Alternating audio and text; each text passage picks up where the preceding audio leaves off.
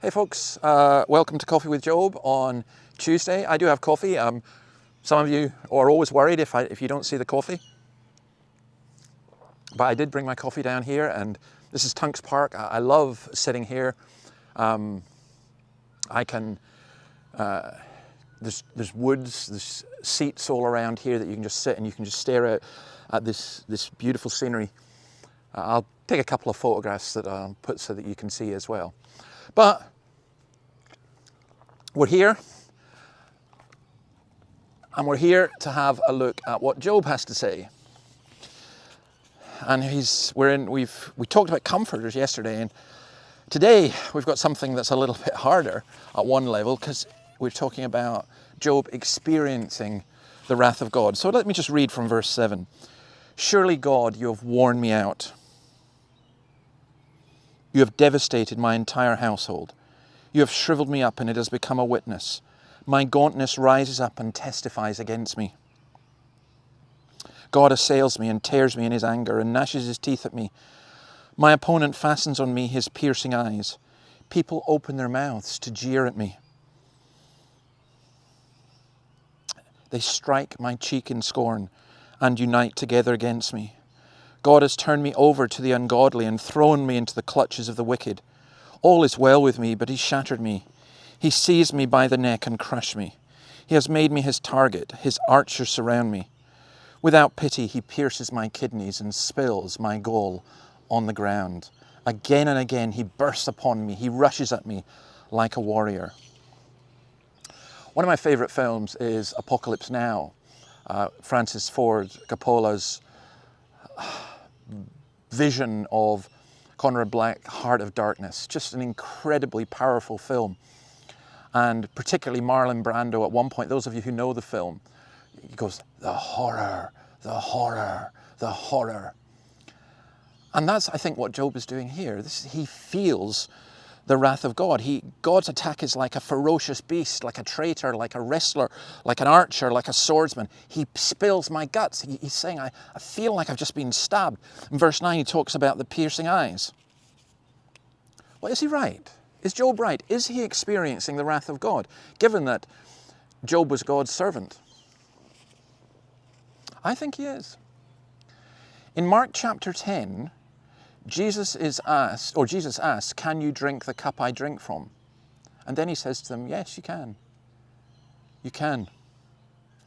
And that cup is the cup of God's wrath. And there's an extent to which even believers can experience and know something of what that is. Now, we don't like the idea of the wrath of God. And yet, it's an essential part of living in a world that's just and a world that's sane. The fact that if you think that God wouldn't be angry at, say, poverty and injustice, there's just something wrong with that, isn't there? With the world that we live in, let me explain it this way. Job speaks of it like a hedge. So I look at my arm and there's skin, and that skin protects my body. The skin is a great protective covering. And Job speaks about his skin being broken. But there are other hedges that God puts around us as well. I think we're far more protected than we realize. And it's only when some of that protection is removed away, like for example with COVID, there are billions of bacteria in the world. And we're so protected in so many ways. And then sometimes God removes that protection and we experience what that is like. Job talks about the hedge being removed. He talks about violence against him. He makes a description of someone who's attacked and then left to the dogs to eat. They struck me on the cheek. Now immediately, let's think about that. Let's just think about Christ in this way. His protection, he came from heaven, was taken away. His violence that he experienced. Psalm 69 verse 2, I sink in the miry depths where there's no foothold. I have come into the deep waters. The floods engulf me. Christ went deeper than Job.